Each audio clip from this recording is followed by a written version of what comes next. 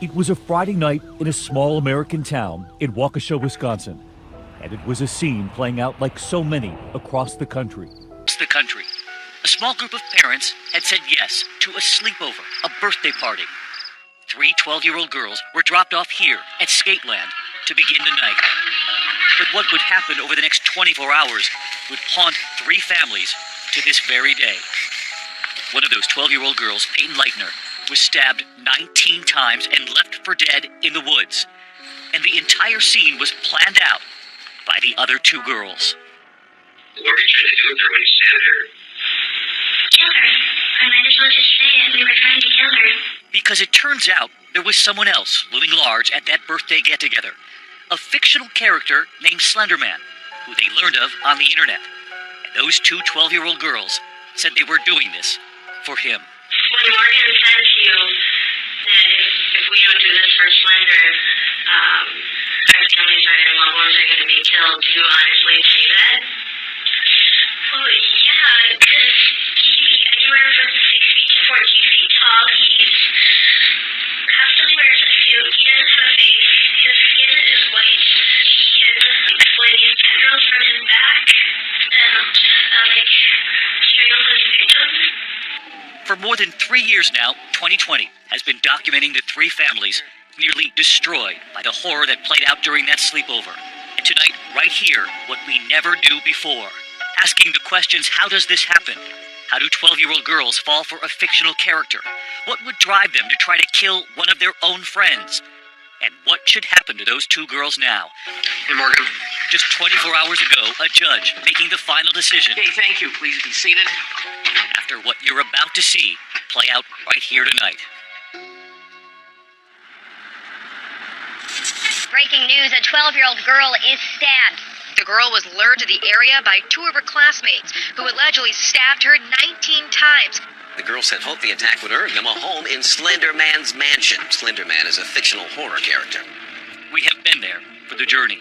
2 different mothers, now visiting their daughters, locked up since they were 12. We try to visit at least once a week. On a good week, I can get out there 2 or 3 times. Anissa was actually sent to the Washington County Juvenile Detention Facility. Christy Wire, her daughter, is Anissa. Most children are only up there for an average of 4 months, and she's been there almost 3 years. Angie Geiser's daughter, Morgan, who came up with the plan and who held the knife. The children have no access to the outdoors or even windows to look out of. In the last 35 months, Anissa's maybe had 40 hours of fresh air. And there is no physical contact. I can't wipe away a tear. I can't give her a hug. I can't kiss her. Their daughters are now teenagers. Anissa is 16, Morgan is 15.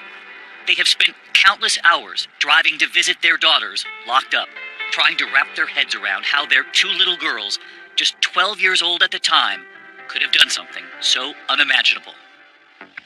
And all of it began that Friday night. What was the plan for that night? On Friday nights, Skateland had free pizza, so the girls went a little early and ate dinner and skated. And the 3rd girl who was with them, Peyton Leitner, also just 12. Stacy and Joe Leitner remember their daughter had been looking forward to it for weeks. You remember how excited she was that Friday. Oh my gosh, she was so excited. Do you think Peyton had any idea?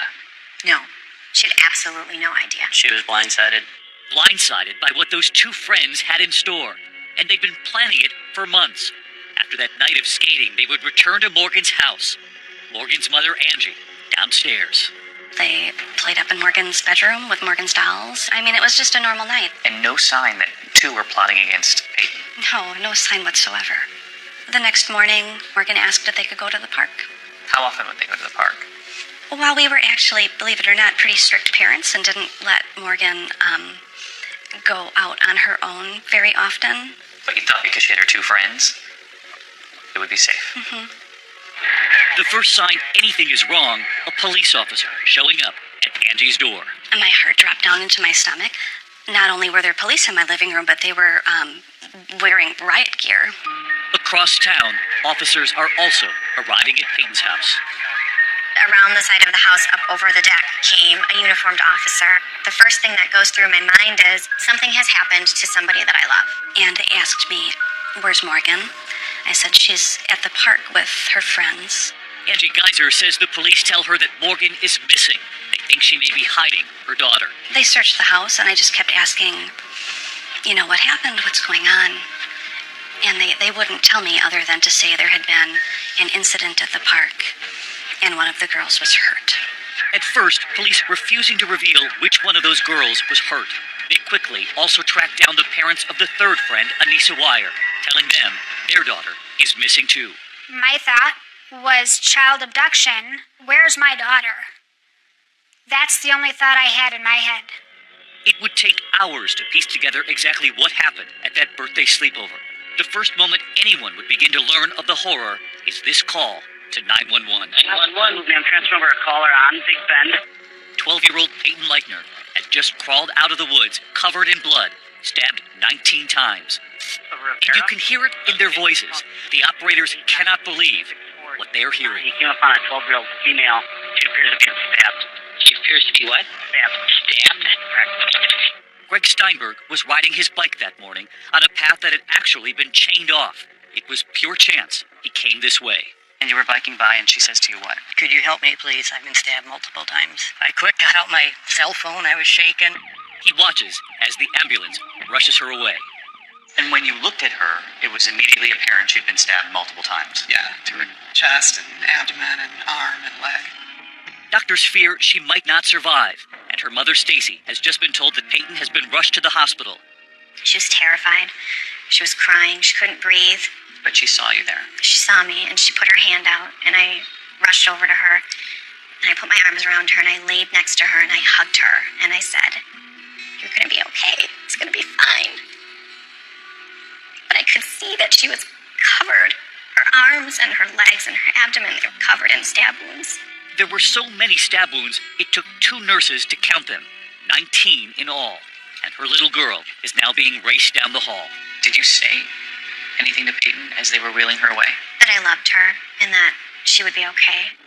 Peyton's mother could not believe that her daughter's friend could be capable of this. Morgan didn't do this, is what's going through my head. There's no way. There's no way that's what happened. Morgan is 12. Morgan has never hurt a fly. It was just unthinkable that Morgan would do anything to hurt someone else. But that's exactly what investigators were telling Morgan's mother, that her daughter and Anissa Wire had stabbed their friend multiple times, and now both girls were nowhere to be found. They had run away, and the police hadn't found them yet. They're going to find a mansion in the woods. Oh, the mansion, yeah, the mansion in the woods. They were going to the Nicolay Forest because they believed that there was a mansion there that Slenderman lived in. When we come back, the doctors discover it is worse than anyone thought, and we're with the surgeon who saves Peyton. Less than a millimeter between living and dying. Yes. And where investigators would discover those girls, they would reveal in their own words why they did this. The stunning interrogations. I didn't want to do this. Why did you do it then? Because I was afraid of what would happen if I didn't. That's not my daughter saying those things. It was like looking at a different child. Yes. But it was her daughter, and what they would discover that had been hidden from that mother for years when we come back.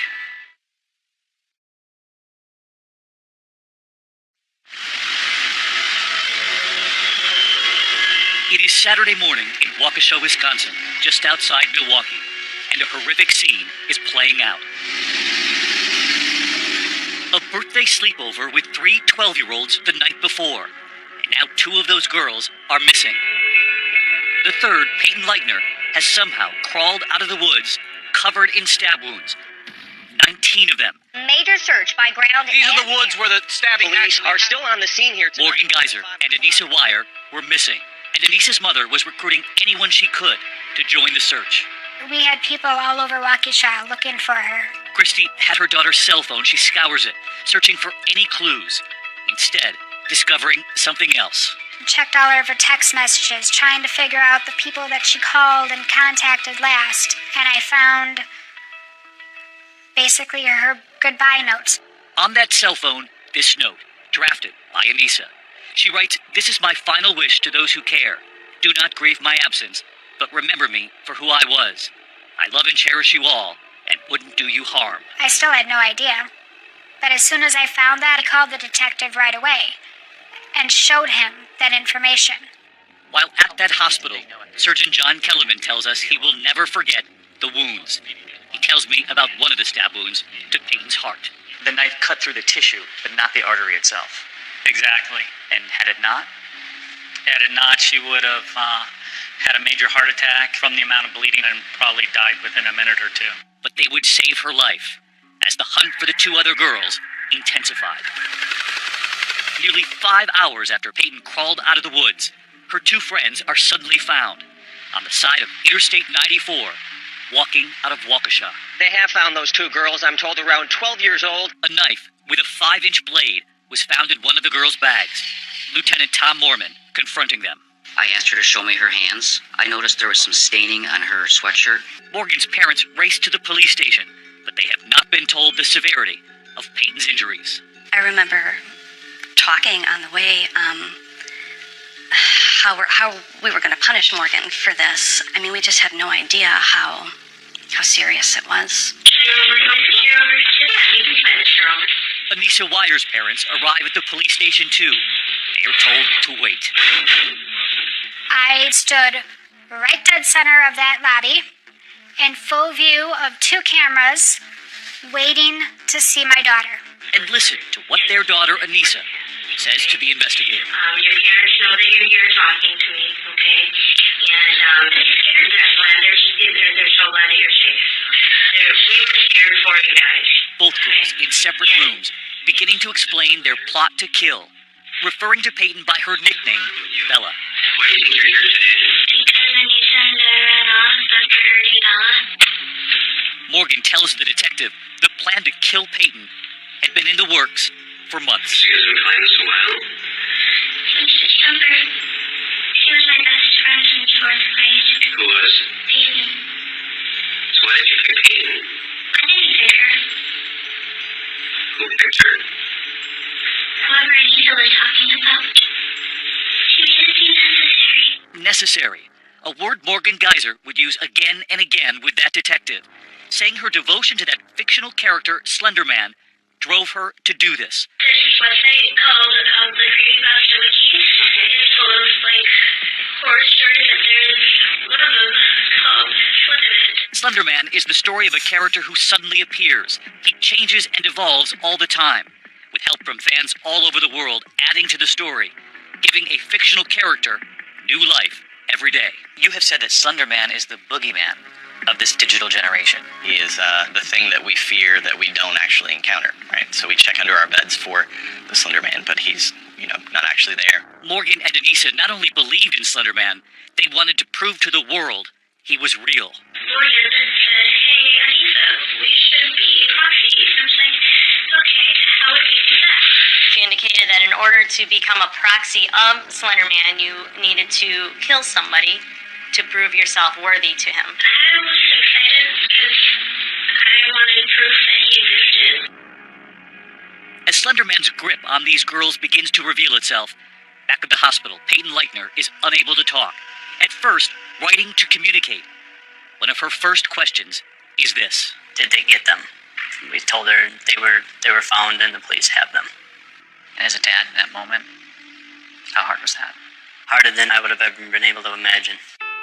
This is my little girl who's laying there, and the only thing that I could tell her at the time to make her feel better was that the police have them and she was safe with us. When we come back, the girls now describe their original plan, why it changed, and who actually held the knife in the woods. So she gives you the knife, and then I give it back to her and say, "You do it, go ballistic, go crazy." And for every family watching tonight, we also learn what these parents never noticed. I couldn't believe what I was hearing. When we come back.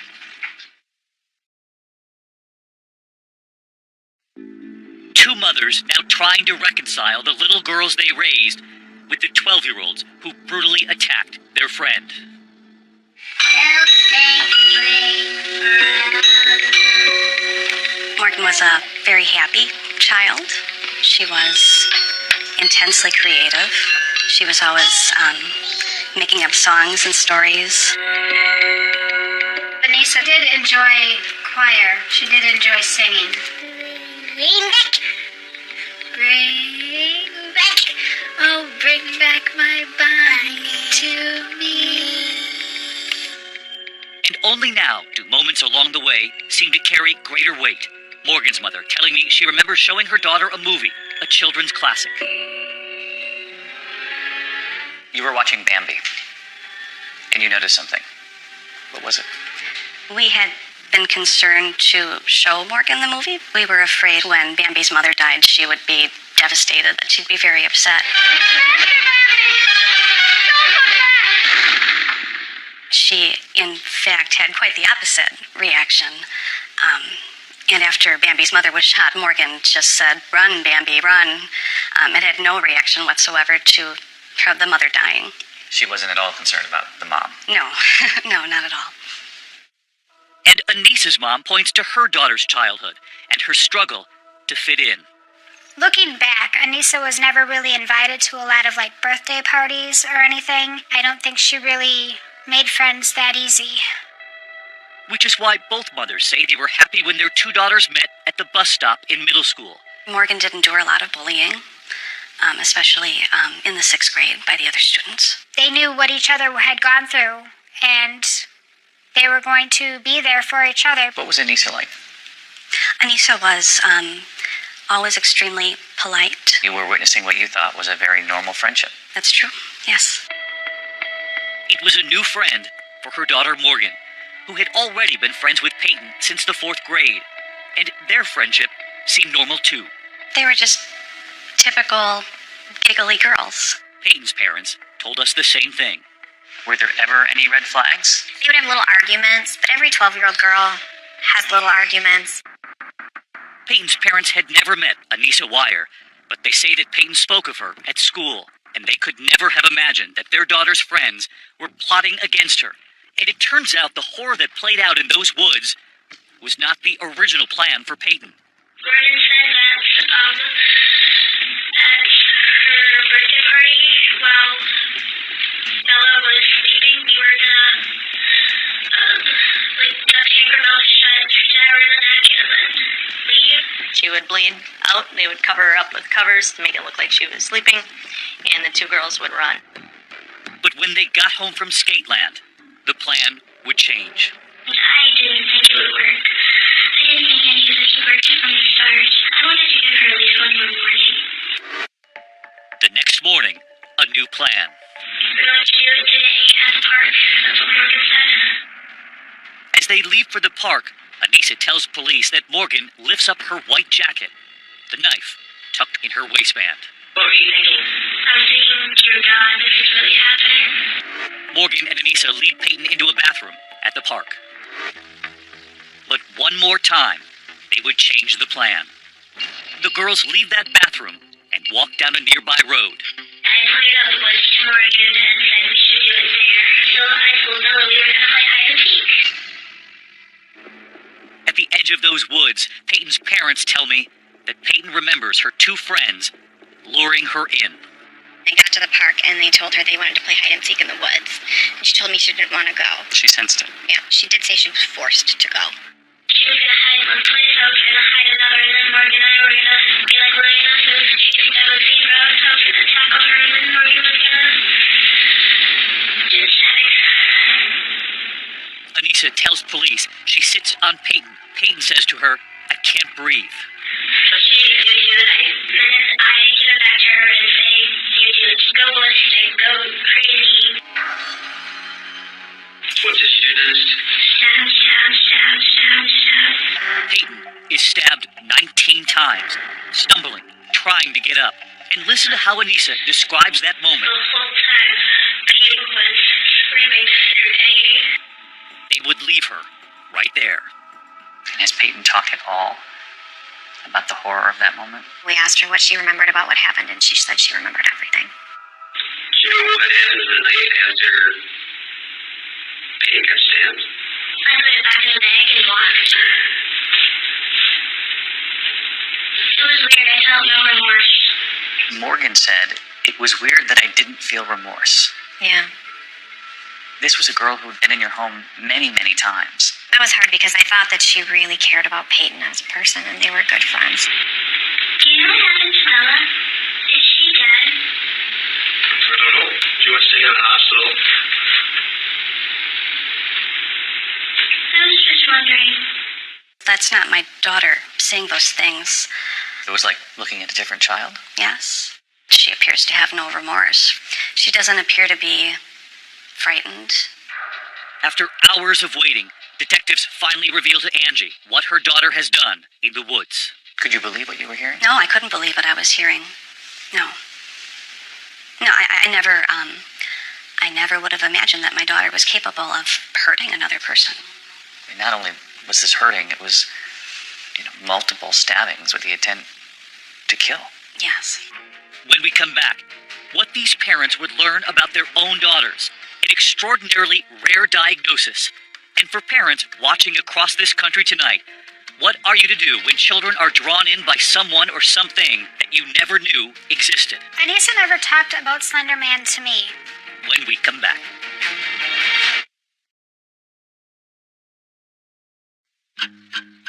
For more than 3 years now, those two girls who confessed to brutally stabbing their 12-year-old friend have been locked up.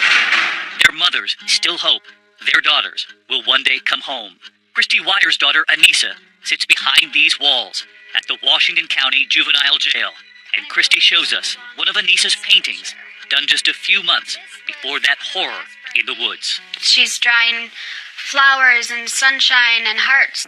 She tells us she had no idea her daughter had fallen so completely under Slender Man's spell. They did it to impress Slender. Who is the shadowy figure? I was really scared knowing that Slender could easily kill my whole family in 3 seconds. Bill and I, although we were divorced, we were still very active parents. I did search her iPad. I did watch over her shoulder. Anissa never talked about Slender Man to me. And Morgan was convinced Slender Man was real too. Who's this creepy guy that you're talking about? Slender Man. Did you know anything about Morgan's fascination with Slender Man? We did, and she would show us some of the pictures, and she would read us some of the stories. Did you ever think that, this is a little too dark for my daughter? When I was Morgan's age, I was reading Stephen King novels, so I just thought it was normal for a child of middle school age to be interested in scary stories. And it turns out that Peyton, who crawled out of those woods alive, had even told her mom that Morgan thought that Slender Man was real. Did it give you pause? A little bit, but at the same time, these girls are 12 years old, and fantasy when you're 12 years old is still a very active part of your life. But their fantasy would give way to reality, and Morgan and Anissa now face charges of attempted first-degree intentional homicide. When a child 10 or older commits a crime like this, Wisconsin law requires them to be charged in adult court.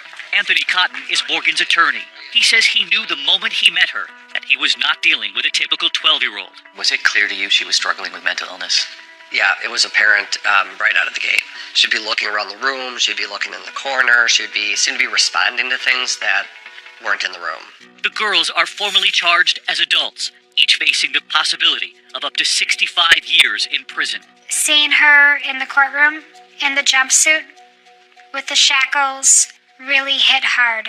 Morgan and Anissa's families launch a legal fight to get their daughters' cases moved from adult court to juvenile court. Children's court is the right place for this case. It would mean more resources to help treat their mental health, but it also meant that each girl could be freed as soon as their 18th birthday, something prosecutors would immediately fight. In spite of the fact that they were 12, these were two girls that made an extreme, serious effort to try to kill Peyton. After the brutal attack, investigators searching Morgan's room would find disturbing evidence of a deteriorating young mind. Dismembered Barbies, drawings of Slender Man with children, and pages and pages of messages that she had written to herself. We pour through those drawings with Morgan's mother and find one of the darkest messages. How typical is it for a 12-year-old to write, "I want to die"? I don't think it's very typical at all. Morgan also writes help me escape my mind. This one makes me sad. Why? Just knowing how long she was sick and suffering inside her own head before we had any idea. While prosecutors build their case, two mothers visit their daughters behind bars weekly, sometimes daily. It's just her and I, divided by glass, talking. There are moments where my heart is so full of sadness. That's when I put on a mask. I don't allow myself to break down in front of her and see how much this is hurting me. And Morgan's mother tells me about the barrier between her and her daughter. And you would see her through the glass? Yes. I mean, it was painful. We went months without being able to touch her. Both families now say their daughters are trapped between adult and juvenile courts. And on this day, we are at Anissa's home when she calls to wish her sister a happy birthday. Her father Bill wearing a Superman t-shirt. Anissa still reveres her father to this day. Hello? Hello. How you doing? Pretty good. And then a song for her sister. Happy birthday to you. But as they sit behind bars, they are cut off from the resources typically available to treat children who commit crimes at such a young age. There's social workers, there's treatment professionals, as opposed to the adult system, which is designed to be punitive.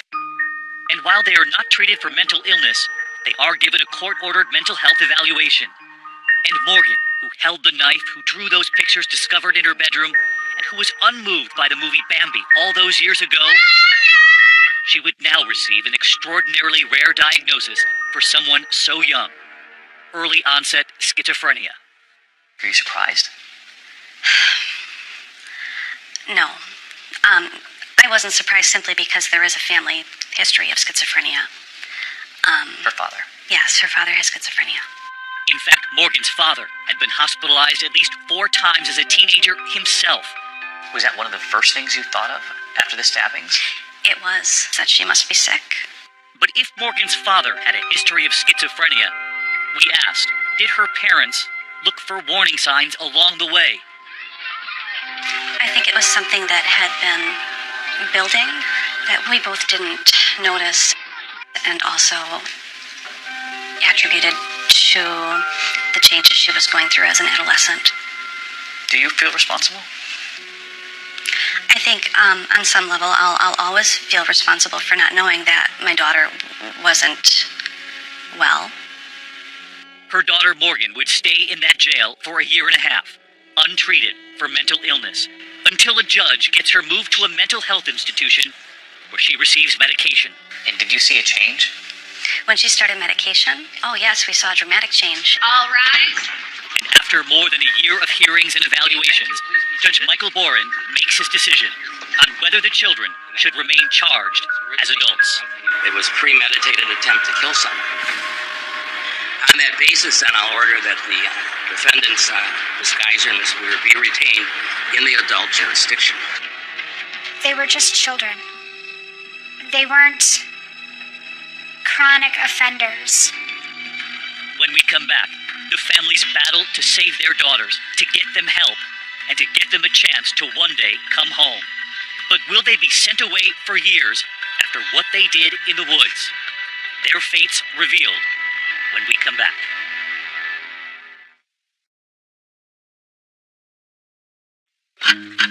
It has been more than 3 years now since that horror in the woods in Waukesha, Wisconsin.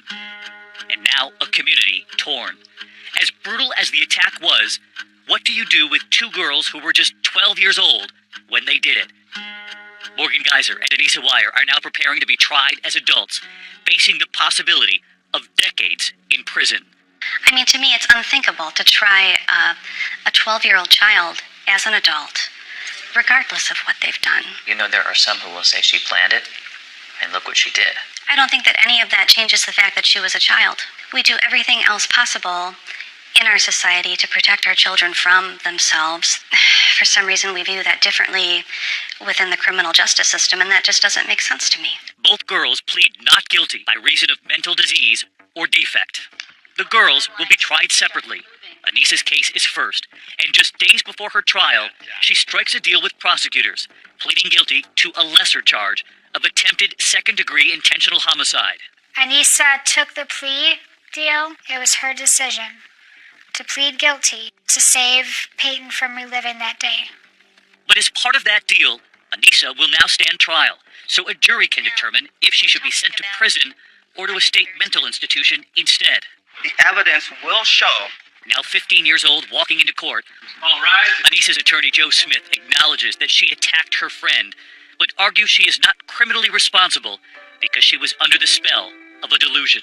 The prosecution paints a starkly different picture of a calculating 12-year-old. She knew what she was doing was wrong. The defense calls family members, friends, teachers to the stand to testify that they never knew Anissa was struggling with mental illness. I do. Starting with her father, Bill. Was there any time where she expressed that she had seen things? There was an episode when Anissa was about 10. She had gone to bed for the night. She saw something in her closet looking at her. So, a 10-year-old monster in the closet. Turned the lights on, we opened the closet, nothing's in there. I didn't give it any more credit than that. But it would turn out the centerpiece of Anissa's defense would be testimony from 3 mental health experts. Have you ever seen a case like this before? No. It's almost unfathomable that this could happen. Dr. Melissa Westendorf was one of the court-appointed forensic psychologists who evaluated Anissa.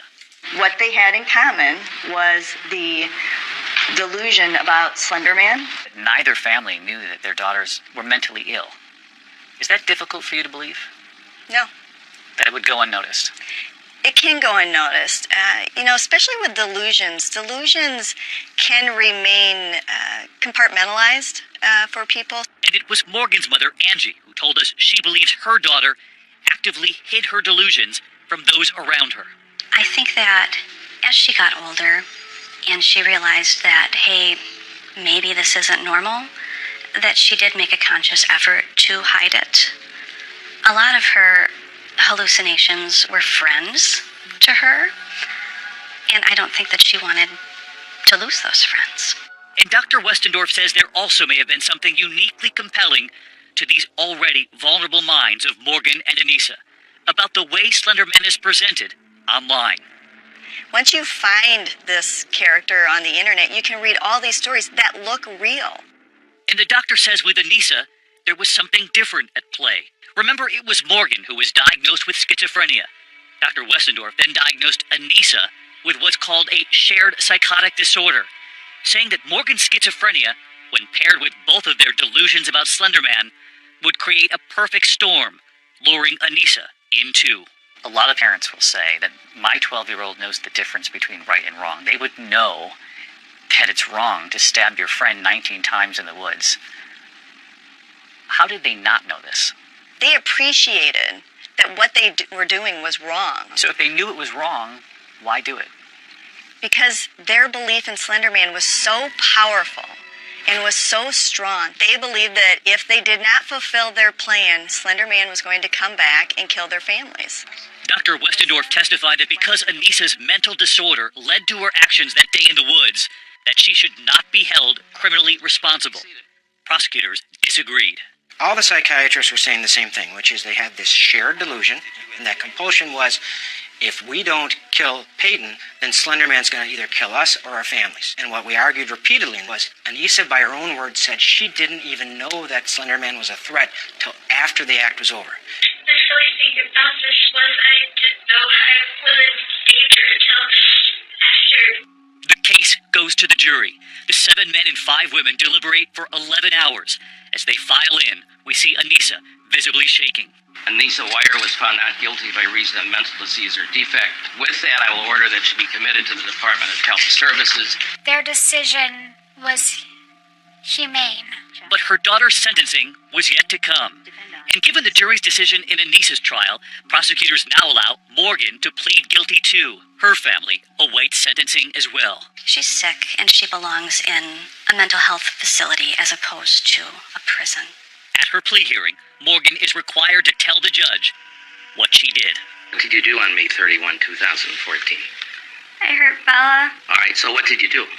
I came up from behind her. And I jumped on her. And then what happened? And then I stabbed her. When we come back, a judge's decision. How long will Morgan and Anissa be sent away for? Or will they be allowed to go home? And that remarkable little girl who crawled out of the woods determined to live, how is she doing now? More than 3 years after we first met her.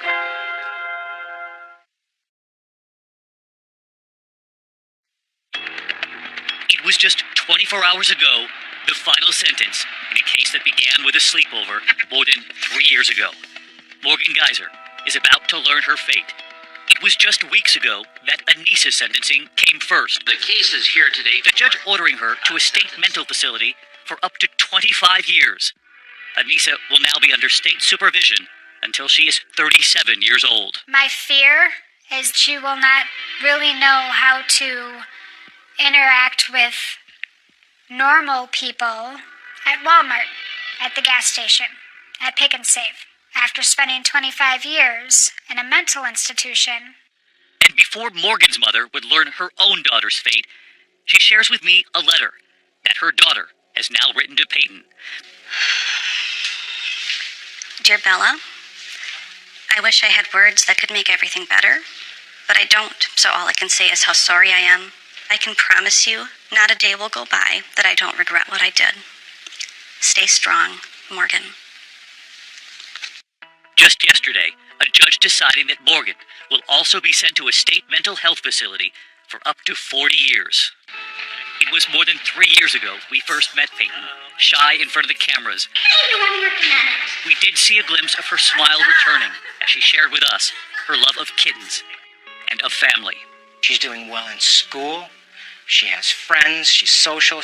And overnight, Peyton's mother sending us a message for any family dealing with the kind of pain and horror they have faced. If you trust in your strength and believe in your resiliency, you will get through this. And tonight, the new images of Peyton. And in just over a week, she will celebrate a milestone, her 16th birthday. A milestone Morgan Geyser will soon reach as well. It's not where you pictured her turning 16. No, I see on social media my friends and family who have children Morgan's age, and they'll post pictures of them driving a car, going to homecoming.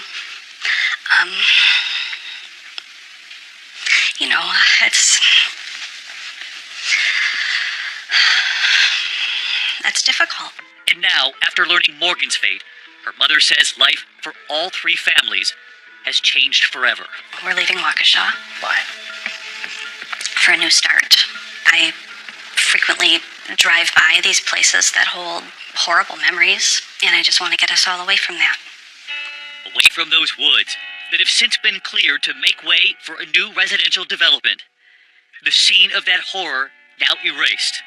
But for those 3 families tonight, they will never be able to erase the pain.